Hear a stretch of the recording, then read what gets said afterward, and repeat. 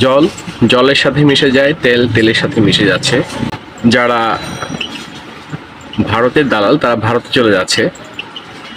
তো দলটি বেসিক্যালি কিন্তু আসলে ভারতের মদতেই কিন্তু ক্ষমতায় ছিল, এটা তারা বারবার প্রমাণ করছে। আর ভারতও বারবার প্রমাণ করছে তারা বাংলাদেশকে কখনো চায়নি, তারা চেয়েছে আওয়ামী লীগকে।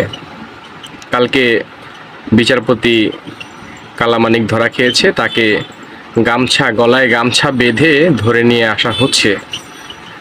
তো এটা হচ্ছে পরিণতি। এত বড় একটা আন্দোলন হয়েছে অপরিণামদর্শী ছাত্র জনতার হাত ধরে।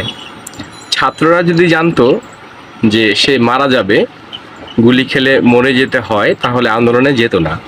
তাদের যদি ঘর সংসার থাকতো, তারা আন্দোলনে যেত না, তারা বাজার করতে যেত, তারা সন্তানের জন্য মাছ, মাংস, দুধ, ডিম কিনতে যেত। তো তারা পরিণাম সম্পর্কে জানতো না বলেই শেখ হাসিনার মতো কমপক্ষে 1000 গুণ বেশি শক্তিশালী একটি মাফিয়া সরকারকে হটাতে পেরেছে।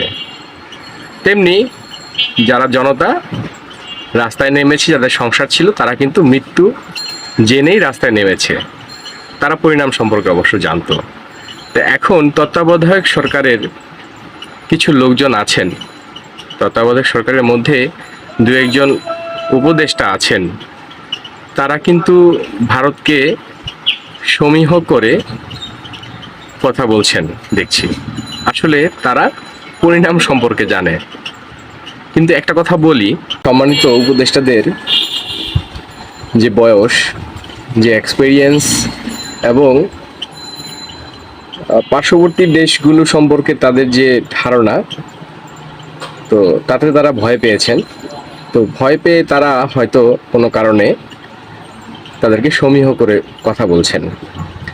তবে একটা কথা বলি, তরুণরা যেহেতু অপরিণামদর্শী, তারা কিন্তু ভারতকে আসলেই ওই বুড়ো আঙ্গুল দেখিয়েছে এবং বুড়ো আঙ্গুল দেখিয়ে যাবে। তারা মোটেও ভয় পায় না ভারতকে। আওয়ামী লীগকে তারা হটিয়েছে, এর পেছনে অন্যতম কারণ হচ্ছে আওয়ামী লীগ ভারতের লেজুর বৃত্তি করত। আওয়ামী লীগ ভারতের যে সরকার তার লেজুর বৃত্তি করতো। আমরা ভারতের যে নাগরিক এবং আমরা কিন্তু মজলুম। আমরা উভয় দেশের মানুষ, যারা সাধারণ মানুষ, তারা কিন্তু নিষ্পেষিত, আমরা এক।